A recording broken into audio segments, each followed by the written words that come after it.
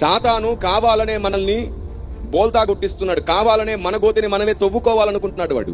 గుర్తించండి వాడిని, జాగ్రత్తగా గుర్తించండి వాడిని.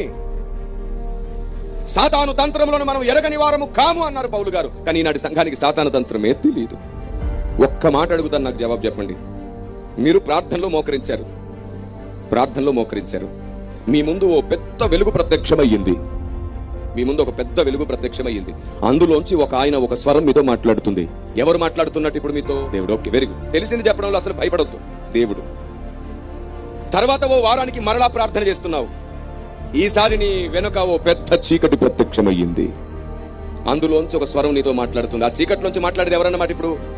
సాతాను. నిజానికి రెండో అబద్ధమే.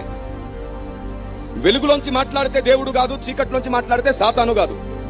నువ్వు అలా నమ్ముతావు కాబట్టి వాడు చీకట్లోంచి మాట్లాడడం మానేసి ఆ సాతాను ఏం చేస్తున్నాడు ఇప్పుడు? వాడు అది సంగతి. నేను చీకట్లోంచి మాట్లాడిన ప్రతిసారి నన్ను సాతానని గుర్తుపడుతున్నారు, ఇదైతే వర్కౌట్ అయ్యేటట్లేదు, నేను వెలుగు దూత వేషం వేసుకొని వెళ్ళి మాట్లాడాలి అనుకున్నాడు వాడు.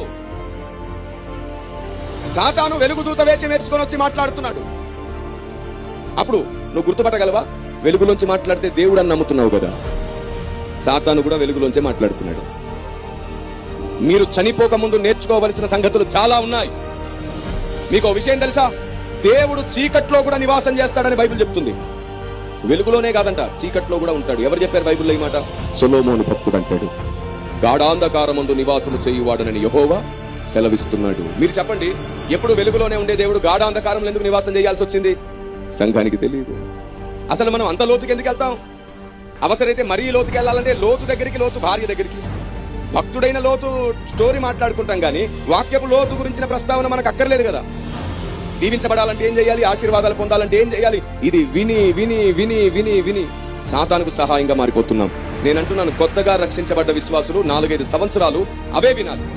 కానీ రక్షించబడ్డ 5-6 సంవత్సరాల తర్వాత మూలోపదేశములు మాని సంపూర్ణమవుతారు.